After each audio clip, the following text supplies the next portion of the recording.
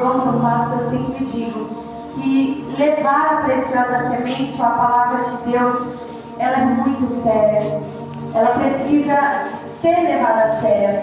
Eu não sei o que você veio buscar nessa noite, mas desde quando eu saí, de casa, antes de eu sair na correria do dia, eu abri a palavra e eu falei: Senhor, teu povo precisa de uma palavra, teu povo precisa algo de ti, porque se formos levar como mensageiros ou como profetas algo de nós, não adianta nada, porque o povo não recebe nada, é em vão. Só que quando a palavra vem de Deus, quando é Deus que está falando, irmão, você pode ter certeza que se Ele está falando, se Ele está prometendo, Ele vai velar para cumprir. Eu não sei qual tem sido a tua oração, a tua lágrima, o teu choro, a tua vinda nesse lugar. Só que o meu Deus, o teu Deus, tem uma palavra para o teu coração. Eu sei que eu não conheço os meus irmãos, talvez os meus irmãos não me conheçam, mas não olhe para mim não. Não olhe para a jovem que está aqui em cima não. Olhe para essa palavra e para o que o Senhor vai falar com você. Agora é o momento que é o Altíssimo que fala. Não é jovem que fala, não é ninguém que fala, mas é o Todo-Poderoso que vai falar. Aleluia, Jesus. Antes de entrarmos no capítulo 4, eu preciso voltar um pouquinho e você pegue a sua parte. Feche o seu olho, se conecte com Deus, fala com Deus aí. Enquanto Deus vai falando com você, vai pegando a sua porção, porque eu tenho certeza que numa noite fria, numa noite chuvosa, você não veio aqui em vão. Então preste atenção no que o Pai vai falar com você. A Bíblia nos relata dizendo, no primeiro capítulo de Jeremias, se quiser acompanhar, que Jeremias, ele recebe um chamado do Senhor, uma vocação. O Senhor chama Jeremias em uma visão e começa a dialogar com Jeremias, dizendo: Jeremias, eu te chamei. Jeremias, por mais que você diga que você não sabe falar, não sabe andar, não sabe fazer, eu estou te fazendo uma chamada. Eu estou colocando um talento nas suas mãos. Eu estou te dando algo precioso. Algo para quê, irmã Franciele? Para a obra. O Senhor entrega uma promessa a Jeremias, dizendo que ia fazer dele um profeta de nação. O Senhor chama Jeremias dizendo: ei, Jeremias, eu te conheço desde o ventre. Eu te conheço até mesmo antes do teu pai e da tua mãe. Eu te chamei, eu te formei, eu te vi. Eu sei tudo sobre você. Aleluia, e o Senhor já está falando conosco nessa noite. Eu te conheço. Eu sei o que você tem passado. Eu sei cada lágrima, eu sei cada dor. Eu sei o peso da chamada e o peso da responsabilidade. Irmão, é difícil quando Deus coloca algo em nossa mão, porque Jeremias é alguém que, se você for parar para analisar, ele começa a viver essa chamada de profeta, e você só vê que é difícil. Ele apanha, ele é preso.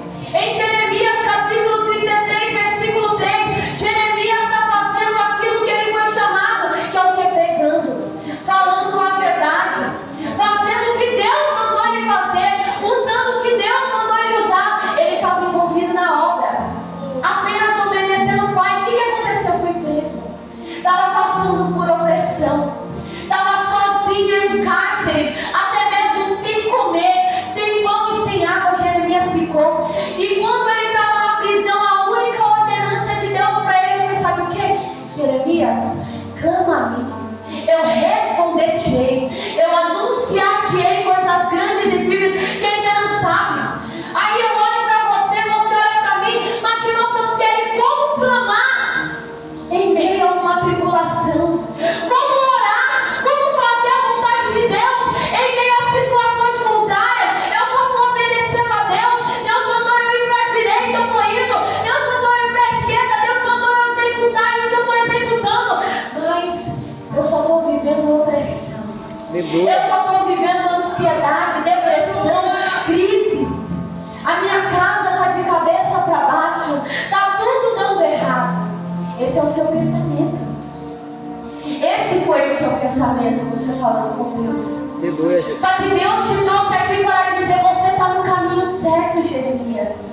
Você está ouvindo a minha voz, Jeremias. A opressão, a prisão, a guerra espiritual é por causa disso. É da obra, é da chamada. Irmão, entenda, todas as suas lágrimas, toda essa dor, tudo isso que você tem passado, todo esse cansaço físico, emocional, psicológico, essa dor interna que não supre com nada, ou até mesmo esse vazio inconstante, sei lá, o que tem acontecido com você, tanta guerra espiritual, é Deus dizendo: ei, Jeremias, essa prisão espiritual é porque você está no caminho certo, você está fazendo o que agrada a mim. Então é uma palavra de vitória para mim, para você, dizendo: ei, você está indo em direção. Aleluia, Deus da glória. Você está executando a missão, você está obedecendo o Pai. E Jeremias, desde o capítulo 1, igreja, o Senhor fala para ele, dizendo: eu te conheço. Pode ninguém te dar nada, Jeremias.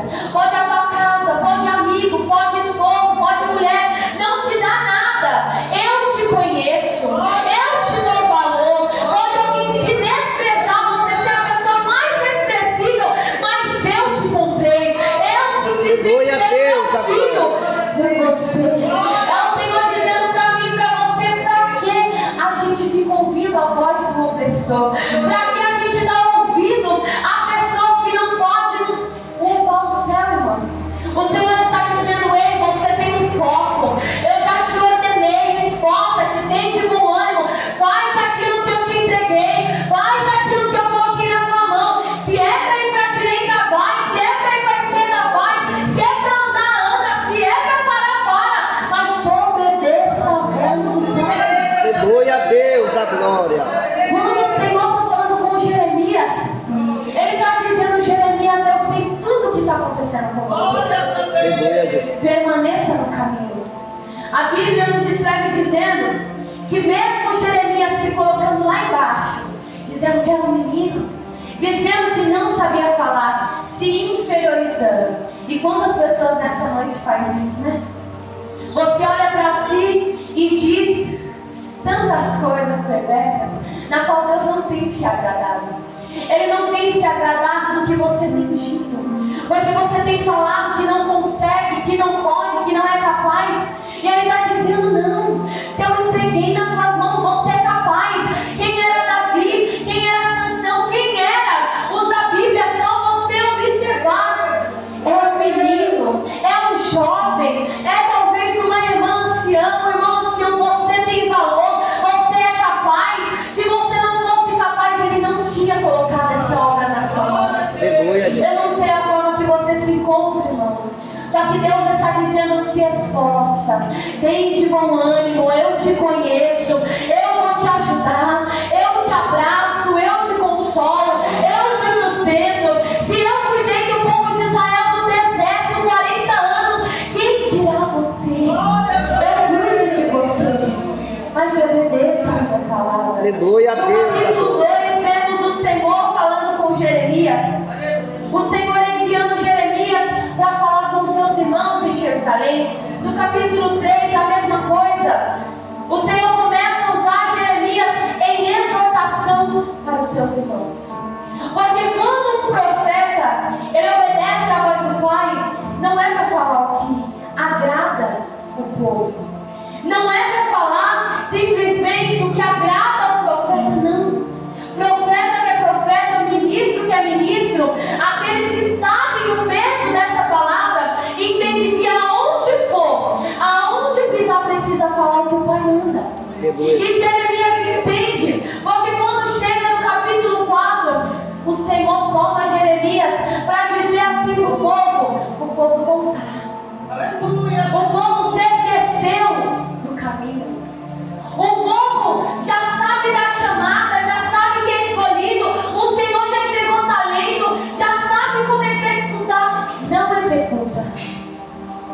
O Senhor simplesmente usa Jeremias para o povo dizendo: volta às obras que você fazia. Volta. Aquilo que eu entreguei nas tuas mãos, eu vou requerer. O talento que eu te dei, que você está enterrando, eu vou requerer. Aleluia, Deus. Jesus, quando ele falava em parábolas, ele disse diversas parábolas dizendo sobre talentos. Que ele deu para um 10, para outro 5, para um 1. E para aquele que recebeu um talento, ele escavou e enterrou. Cadê o talento?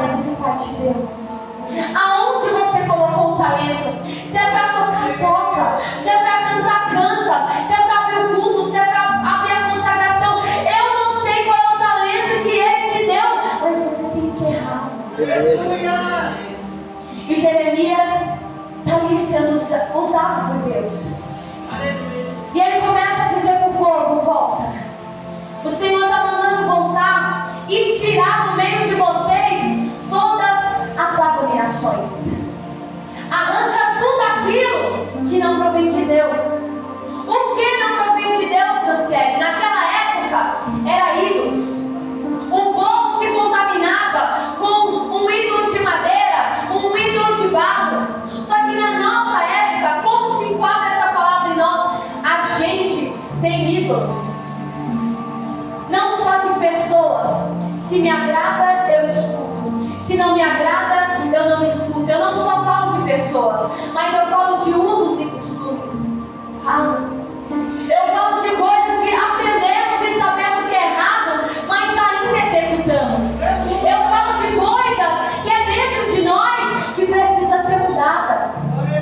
Observa os nossos cultos. Eu quero dar um exemplo bem simples para você entender. Conhecemos Moisés e sabemos que Moisés ele cresceu no Egito. Ele cresceu aprendendo a adorar ídolos. A Bíblia nos descreve dizendo que quando o Senhor chama ele para caminhar, a Bíblia nos descreve que ele está no monte. E a gente já sabe a visão que Moisés teve no monte. Ele está vendo um galho seco, uma sarça que simplesmente pega fogo e ela não se consome. A Bíblia nos relata dizendo que quando ele está vendo, ele quer se aproximar. Ele quer ter mais intimidade com o Deus que está se apresentando para ele. Ele quer ir mais fundo. Só que naquele monte, naquela visão, o Senhor só deu uma ordenança para ele: Moisés, tira a sandália. E tem um porquê nisso. Porque lá no Egito, pesquisadores, historiadores vão dizer que quando ele entrava no templo para adorar os seus deuses, ele tirava a sandália. Ou seja, para os deuses de barro, ele tinha a referência de tirar as suas sandálias. Mas quando ele estava no monte, de frente com Deus Altíssimo, ele não teve nenhum pudor e nenhuma reverência a Deus. O que se enquadra para mim e para você? É que viemos na casa do Senhor e prestamos o culto de qualquer forma. Viemos nesse lugar, não adoramos, não batemos palma, não glorificamos, viemos de qualquer forma. E a gente acha que Deus é obrigado a fazer o que a gente quer. A gente simplesmente vem, faz um culto qualquer e simplesmente sai daqui achando que Deus vai abençoar. Só que como para Israel, Deus diz não. Enquanto você não tirar a sandália dos seus pés, não tem intimidade, não tem revelação, não tem visão, não tem milagre, não tem nada. Aleluia a Deus da glória. É a mesma coisa que Deus está usando Jeremias para você entender. Eu falei sobre Moisés só para você entender. O povo de Jerusalém esqueceu a como se adorar. Não bastou ter passado o cativeiro. Não bastou ter enfrentado uma prisão, sendo massacrado pelos inimigos. Quando eles voltam para a sua cidade, eles querem prestar culto de qualquer forma. Eles querem levar costumes do Egito para o templo. O Senhor não mistura. O Senhor é um Deus vivo. O Senhor é aquele que é santo, aquele que é puro, aquele que não aceita idolatria, aquele que não aceita usos e costumes do Egito. Eu não sei, irmão, como você saiu da sua casa. Só que essa palavra não é para quem é de fora. É isso que eu quero te dizer. Não adianta você pensar porque Deus revela o teu coração. Não adianta você achar que é para quem está lá fora. Não, é para você que está aqui. Aleluia, Jesus. Você precisa entender que enquanto você não mudar os seus hábitos, enquanto você não mudar a sua vida, enquanto você não tem um testemunho de alguém que serve ao Deus vivo de Israel, nada muda. Aleluia, Você vai se Deus, encontrar como Israel, 40 anos numa provação. Irmão, ali Moisés estava com aquele povo 40 anos. Porque não adoraram. Você está entendendo? Eles ficaram 40 anos no deserto porque se esqueceram de cultuar, porque esqueceram como prestar um culto. Aleluia a Deus. Você não está na presença de qualquer um. Você não está fazendo a tua adoração, o teu louvor, a tua adoração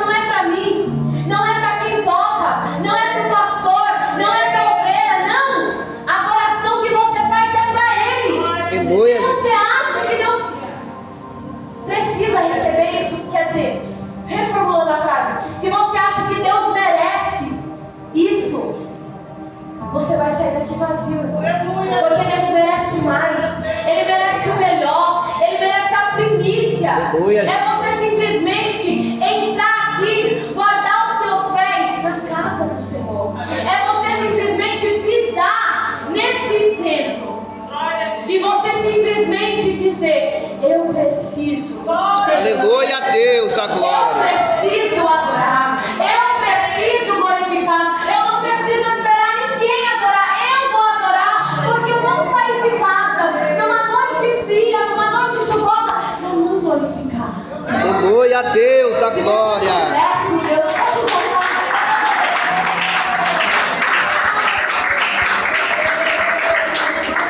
Aleluia, Espírito de Deus. Você serve. Se você conhecesse verdadeiramente o Deus que você serve, não cultuava dessa forma. E Jeremias está falando isso para o povo. E essa palavra é para nós, irmão. É para mim, é para você. É o Senhor dizendo: ei, vamos voltar. Vamos voltar às primeiras obras.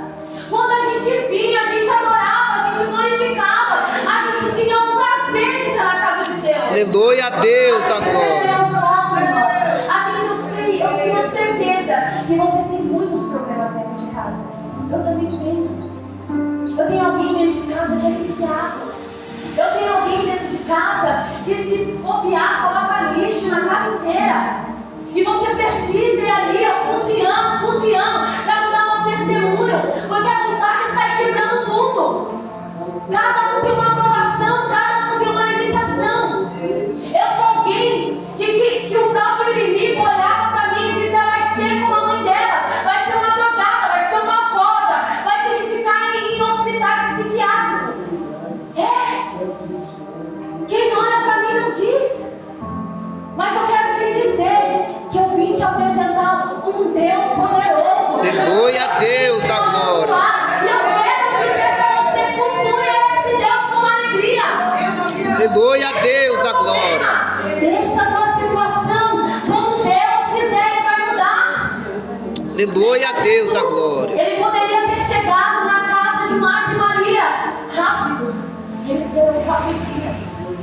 Há um tempo para a tua família ser salva, mas vai ser salva. Como Gideão, você espera uma promessa, quer dizer: eu e a minha casa serviremos ao Senhor. E você vai dizer, porque quem garante isso é a palavra. Aleluia a Deus da glória. Você não serve um Deus que salva? Se Ele te alcançou, se Ele te libertou, se Ele te curou, Ele vai alcançar a tua casa, Ele vai libertar a tua casa, Ele vai funcionar. Aleluia a Deus da glória. Irmão, voltem à essência, voltem ao primeiro amor. Lembra do teu Deus. Lembra do teu Deus, é isso. Eu quero que você lembre do teu Deus. Do Deus que é criador. Ele criou tudo com uma palavra. Age, ponto. Ouve. Uma palavra. Aleluia, Jesus. Uma palavra que você precisa. E hoje Ele está liberando uma palavra para você, dizendo: assim como Ele te curou, assim como Ele te libertou, assim como Ele te restaurou, como Ele te fez viver, Ele alcança os teus, Ele alcança a tua casa. Aleluia a Deus da glória. Essa palavra já está indo de encontro aos nossos. Aleluia, Espírito de Deus. A nossa casa, a nossa família. A gente não está vendo pela ótica humana, mas o coração já está sendo moldado, o coração está sendo quebrado. Aleluia a Deus da glória.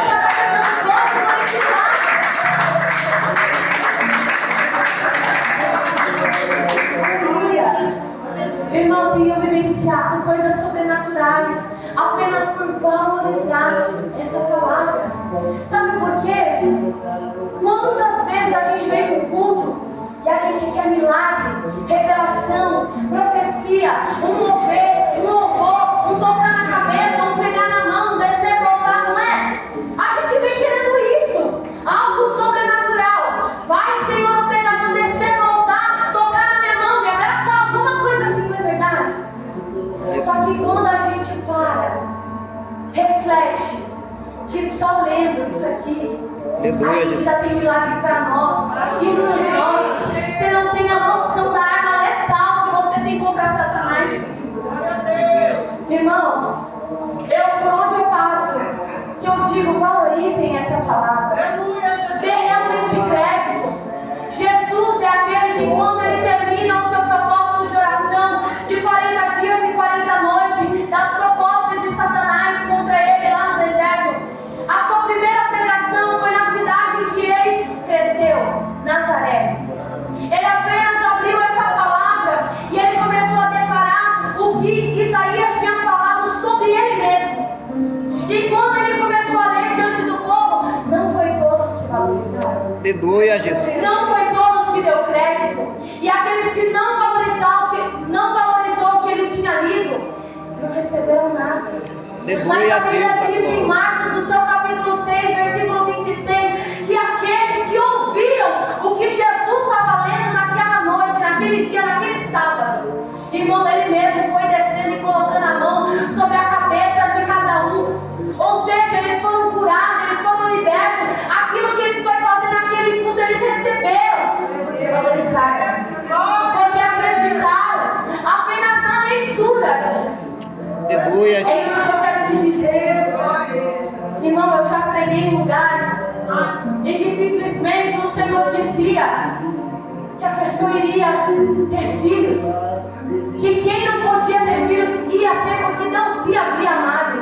E a pessoa passava anos e anos tentando, não conseguia. No final do culto ela chegou dizendo: ó, você falou que é para mim valorizar essa palavra, eu vou para casa crendo no que você falou, dessa palavra, que Jesus verdadeiramente faz por intermédio dessa palavra.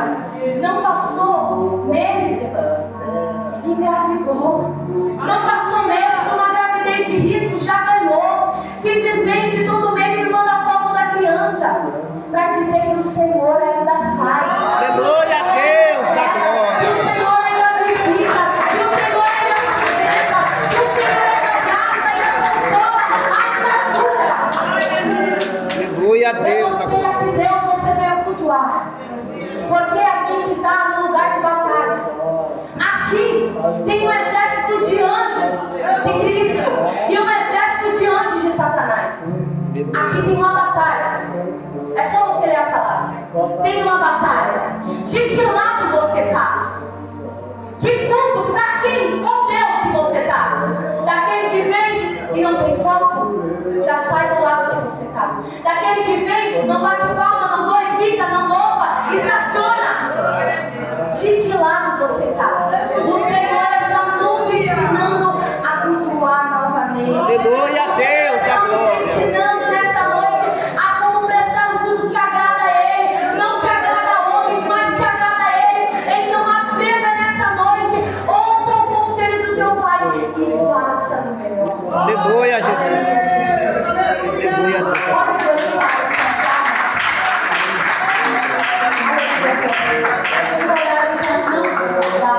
Já passou 10 minutos. Eu peço perdão novamente pelo atraso. Semana que vem estaremos cedo. Amém? Só que eu espero que você saia daqui entendendo o que o Pai falou com você. Saiba, irmão, quando você cultua, quando você adora o seu melhor, o Senhor faz tanta coisa por você. Entenda e aprenda. Quando você adentrar amanhã